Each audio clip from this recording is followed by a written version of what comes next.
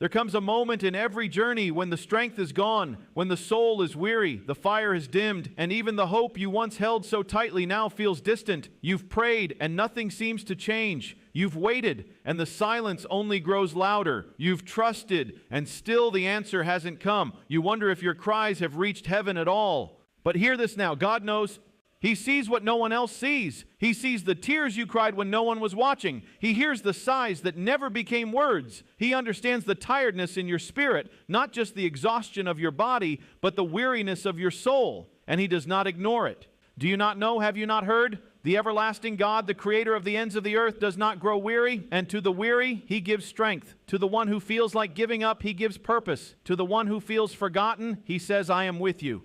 So what are you to do when the answer delays, when the breakthrough hasn't come, when the way is hidden? To trust in the silence is to choose faith over feeling, to anchor your heart in a truth you cannot yet see. It's easy to believe when the answers are clear and the blessings are visible, but trust truly begins when the heavens seem quiet, when prayers echo back without reply, and when you're left with more questions than certainty. This kind of trust isn't shallow or convenient. It's deep, tested, and refined. It is forged in the dark, in the waiting room between promise and fulfillment. There is a sacred kind of strength in choosing to believe when every circumstance around you tries to convince you otherwise. Trust says, even if the answer hasn't come, I will not walk away. Even if I don't understand, I will still hold on.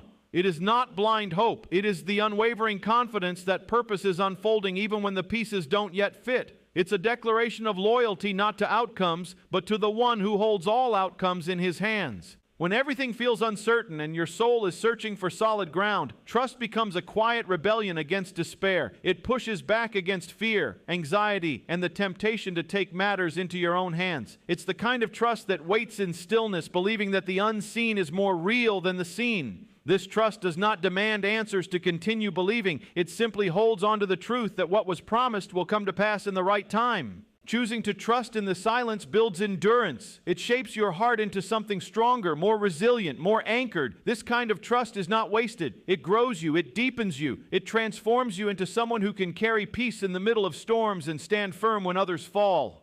It is not weakness, it is quiet courage.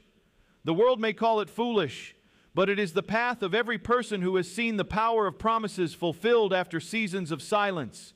There are moments when all you have is trust, when the money runs low, when the diagnosis arrives, when the door closes and the road ahead disappears into fog. In those moments, trust is what keeps you moving forward, not because you know how everything will work out, but because you are certain that it will. That kind of faith doesn't come from evidence, it comes from experience, from knowing that you've been carried before and you will be carried again. So when the silence stretches long, when the waiting seems endless, and when your strength feels spent, hold fast to trust. Don't let go of the belief that something is happening behind the scenes, that timing is being perfected, and that even now pieces are falling into place. The silence is not empty. It is full of movement, and the trust you build there will become the foundation that carries you into the fulfillment of everything you've been hoping and praying for.